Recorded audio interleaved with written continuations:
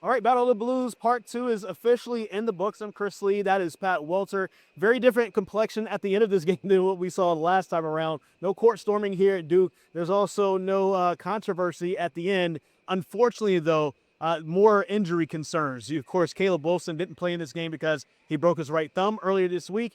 Pat Ngongba was a game-time decision. He didn't end up playing. He was in a walking boot.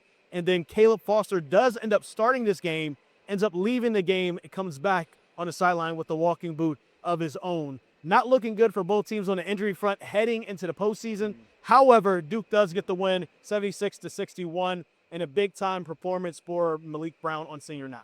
As much as it hurts UNC to lose Caleb Wilson for the rest of the season, and it really hurts because he was essentially cleared to return. He was going to do a full contact practice on Friday, which then would have allowed him to potentially play in this game. Now he's done for the season after breaking his right thumb on a dunk. What can you say? The kid dunks too hard. Something I didn't know I would say. But then for the thing for Carolina, Chris, though, is that they're used to playing without Caleb Wilson there. They've been doing it since the Miami game. They've won every game with Henry Vasar back in the lineup during that stretch. And they've also played without Seth Trimble for a stretch this season. So half their games this season have been without one of those three players at least.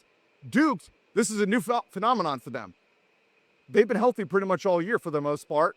And now they're going to be without, well, we don't know exactly how they're going to be without going forward, but it reminds me of last year when they lost Cooper Flagg for the ACC tournament and they still were able to win it. And look, I think what we saw in this game is that no matter what the injuries break the rest of the way here with these two guys, they've got the depth to weather the storm. They were able to dominate Carolina for most of this game without them.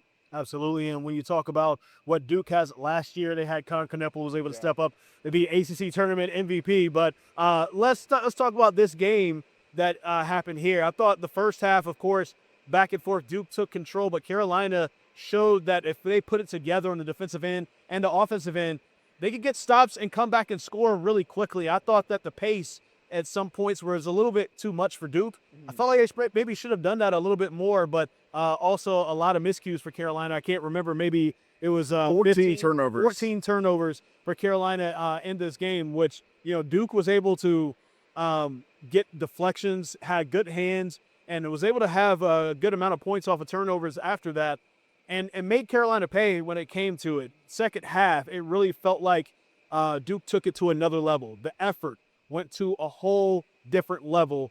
Even Seth Trimble saying that Duke's effort was different in the second half.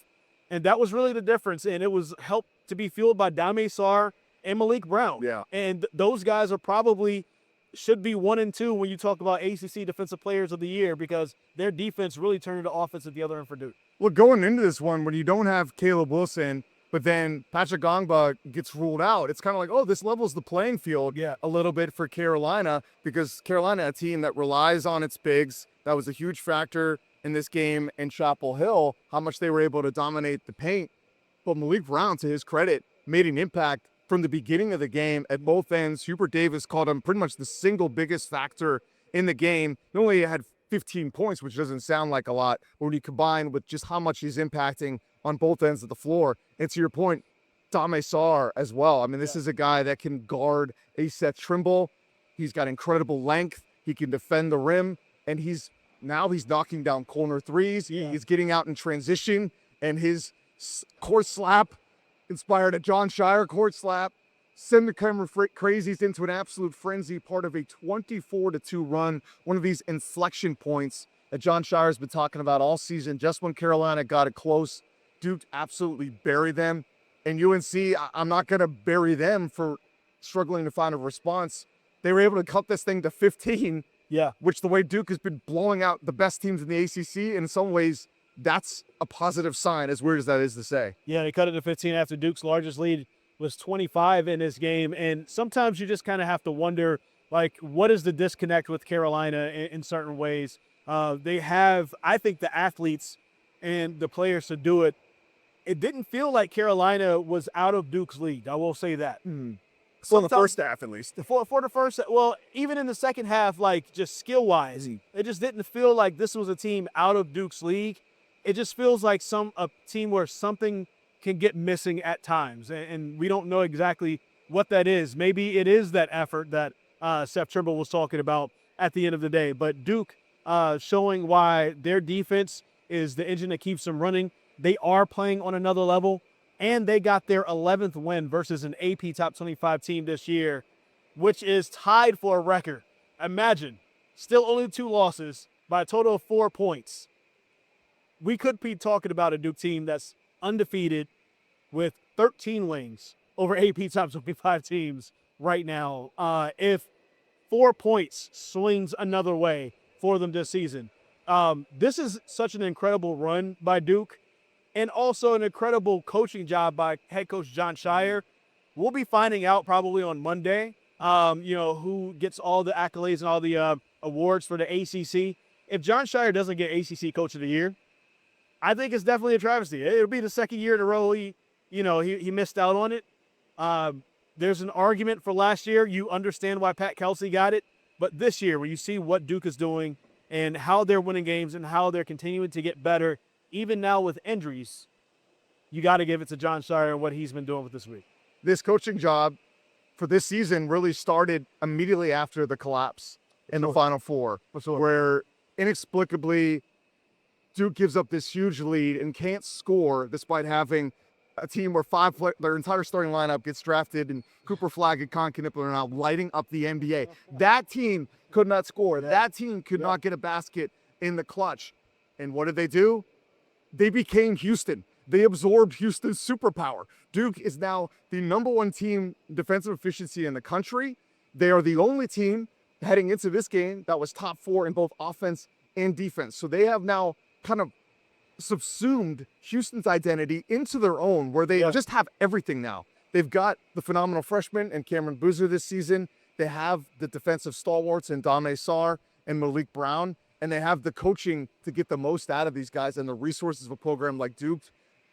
I mean, they have to win it all, right? Like it is championship or bust in a lot of ways, the way they're playing going into the postseason. That's a great point that you brought up, and I never thought about it like that, but it made me think of something else.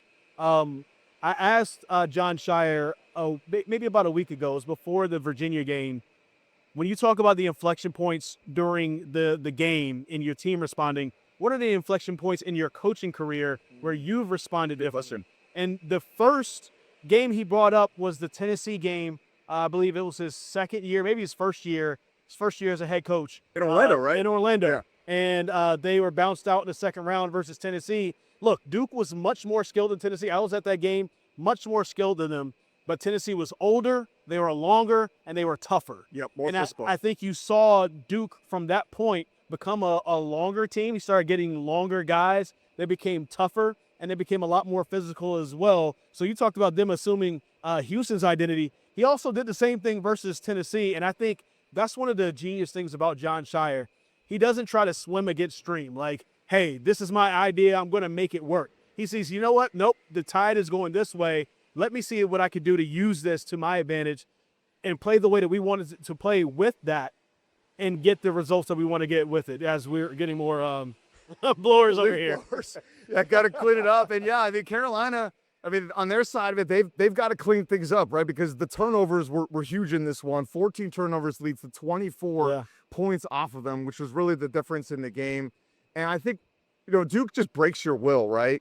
And I think you saw that from Carolina. Like they had good effort in the game, but I think they started to lack a little bit of attention to detail. And it is defeating, right? When you just get the ball stolen, you can't get into your set defense. That's how you get these kind of runs in a game.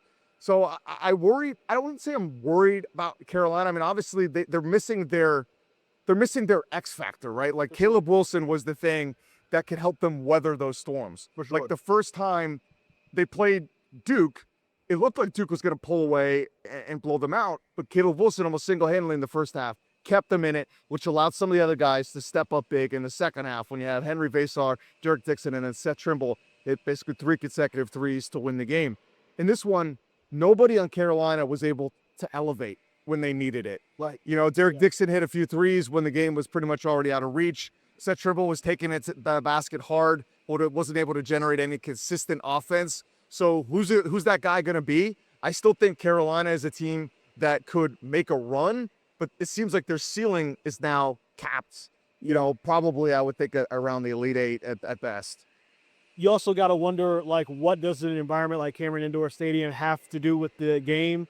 At the pregame press conferences on Thursday, I asked both Seth Trimble and Hubert Davis, hey, what are the difficulties that Cameron Indoor Stadium gives you? Hubert Davis gave a Hubert Davis answer, meaning he didn't really answer. He denied it. He was like, oh, it's just another place, right? It's a very Hubert Davis answer. But Seth Trimble actually gave us a peek inside. And he said, you know, he knows that he's the only one on this team coming into this game that's played real minutes here, besides Henry Vassar, who did play for Arizona, who was here a couple years ago. But other than that, nobody's really played here before. So this is all new. And he said, it's real here. He's like, first off, it's cool. And you have to focus on the fact that there's a basketball game going on and you can't really just look at how cool the place is.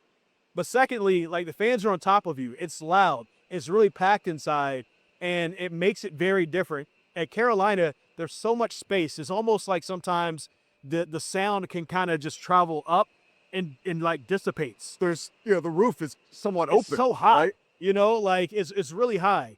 Duke, it's a lower roof. It feels like the sound is coming down on you the entire time, and it's just a different feeling. And you're talking about basically half of the Smith Center can fit in this small building right here. I mean, and that does make somewhat of a difference. You kind of have to wonder if it got to Dixon, if it got to Trimble, who was played here 4 times, if it got to Bogovats, you know, folks who really haven't been here before outside of Trimble, you know, they didn't quite bring their A game here at Cameron Indoor Stadium. And who has, really, right? Because Duke's blown out NC State by about 30, Clemson by about 30, Louisville by about 30, Virginia by about 30. So covering the spread felt like somewhat of an admirable thing to happen. So now Carolina's got to regroup here in the ACC tournament. And we could quickly touch on NC State, who now desperately needs to win a couple games in the ACC tournament. Let me add this really quick because we talked about Cameron. This is the 3rd undefeated season that John Shire's had here as a head coach in his 4 years here. First year undefeated, last year undefeated, this year undefeated at Cameron Indoor Stadium. All right, let's take it into season. Yeah, Carolina undefeated at home as well. And yeah, we obviously didn't get to watch or to cover the NC State-Stanford game, but they lose to Stanford 85-84 in a game where Abuka Okori goes off for 33 points in a game that like shouldn't be a must-win and isn't actually that bad of a loss. Stanford is now, even Carolina's loss at Stanford is quad 1. Stanford's not a bad team, but when you think about where NC State is now, who've lost 7 of their last 8 games, I believe it's 4 in a row now or 5 in a row since beating Carolina, they are now in danger, I think, of making the NCAA tournament, depending on how they perform in Charlotte next week. And they're going to start playing on Wednesday as the 7th seed. Yeah, for NC State, it's down the stretch of the season, you kind of wonder, does Will Wade have his guys locked in right now? Are they bought in to playing the way that he wants to play? And does he have the right guys to play the way he wants to play?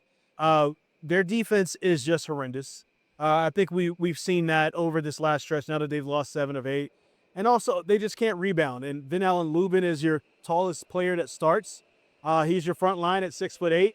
And the unfortunate thing for NC State is if you're not shooting the 3 ball at 45% or more in a game, they're toast.